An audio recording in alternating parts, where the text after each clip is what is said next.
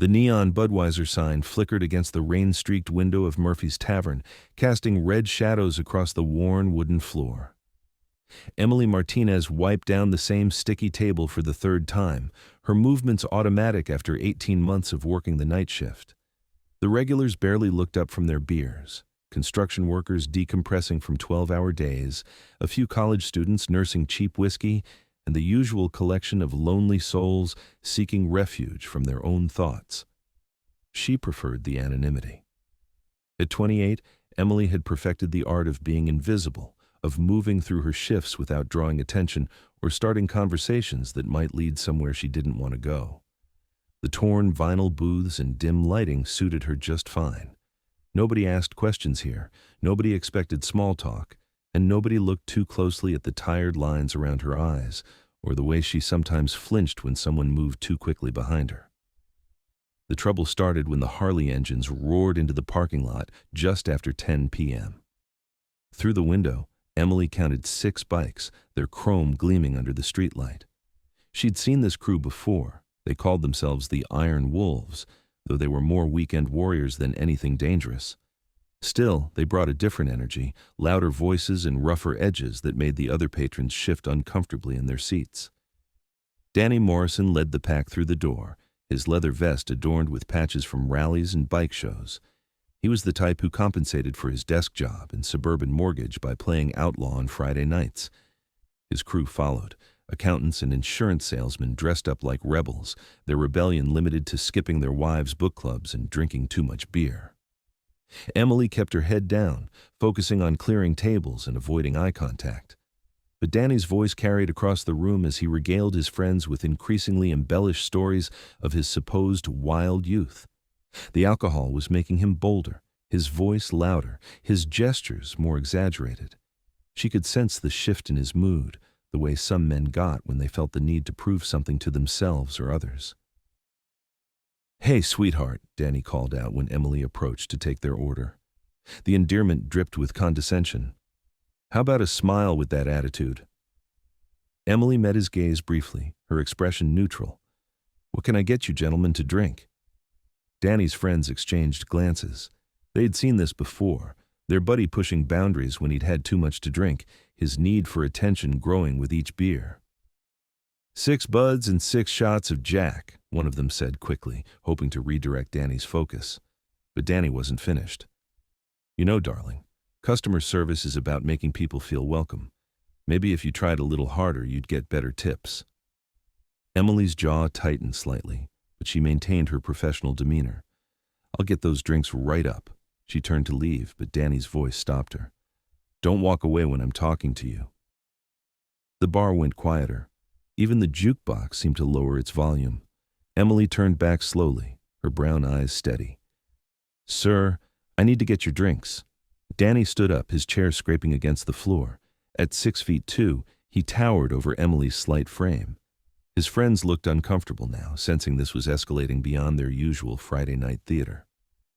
"You think you're better than us? Too good to be friendly?" "Danny, come on, man," one of his buddies tried to intervene. "Let's just drink and have a good time." But Danny was past listening. The day's frustrations, a difficult client, his teenage son's disrespect, his wife's subtle disappointment, all focused into this moment. He needed to feel powerful, to make someone else feel small. "Maybe you need an attitude adjustment," he said, reaching out and grabbing the front of Emily's uniform shirt.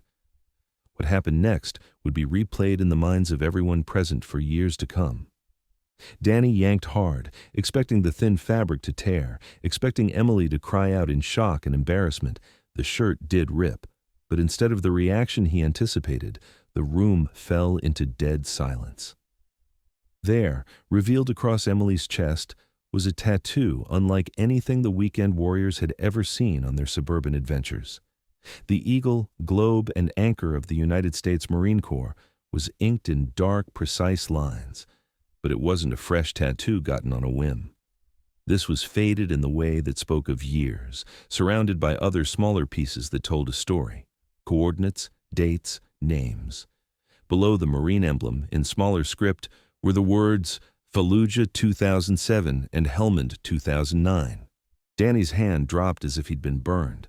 The man who had been so eager to humiliate a waitress found himself staring at the chest of someone who had seen more real violence in a single deployment than he'd witnessed in his entire lifetime. The patches on his leather vest, "Born to Ride, Live Free or Die," suddenly seemed like costume jewelry compared to the ink that marked Emily's skin. Emily didn't cover herself immediately. Instead, she looked directly at Danny, her expression unchanged. When she finally pulled the torn fabric together, it was with the deliberate calm of someone who had faced far worse situations than an overgrown bully in a small-town bar. "Ma'am," Danny whispered, and the word carried a respect that hadn't been there minutes before. "Ma'am, I'm sorry." Emily nodded once, a gesture that managed to be both acknowledgement and dismissal. "Your drinks will be right up," she said, as if nothing had happened. She walked back to the bar, her posture straight, while 6 middle-aged men sat in stunned silence, forced to confront the reality that their games of rebellion were just that, games. The other patrons had witnessed everything. Tom Bradley, a Vietnam veteran who usually kept to himself in the corner booth, slowly stood up and began to clap.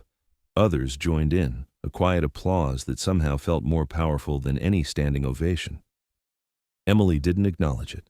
She simply continued preparing the drinks with steady hands. Danny and his crew left 20 minutes later, after nursing their beers in uncomfortable silence. They left a $100 tip on a $30 tab. Danny never returned to Murphy's Tavern, and when his friends asked why, he could never quite explain it. How do you tell someone that you discovered the difference between pretending to be tough and actually being strong? In the weeks that followed, word spread through the small town in the way that only truly significant stories do. Emily found herself treated differently, not with pity or excessive gratitude, but with a quiet respect she'd never experienced before. Customers looked her in the eye when they ordered. The kitchen staff made sure her orders came up first. Children with their parents pointed at her with whispered questions about what soldiers do. But Emily remained essentially unchanged. She still worked her shifts with quiet efficiency, still avoided unnecessary conversation, still carried herself with that particular carefulness of someone who had learned not to let her guard down completely. The only difference was that she no longer felt quite so invisible, and perhaps that was enough. Late at night, after the last customer had gone home and she was wiping down tables in the empty bar, Emily would sometimes catch her reflection in the darkened window. The uniform was different now. Black pants and a Murphy's Tavern t-shirt instead of desert camouflage. But the person looking back was still recognizably the Marine she had been, still standing watch, still serving, still carrying forward with the quiet dignity that no amount of civilian indifference could take away. The torn shirt from that night hung in her closet at home, unwashed and unmended, not as a trophy or a reminder of victory, but as evidence that some truths, once revealed, can never be hidden again. And sometimes, Emily reflected, that wasn't necessarily a bad thing.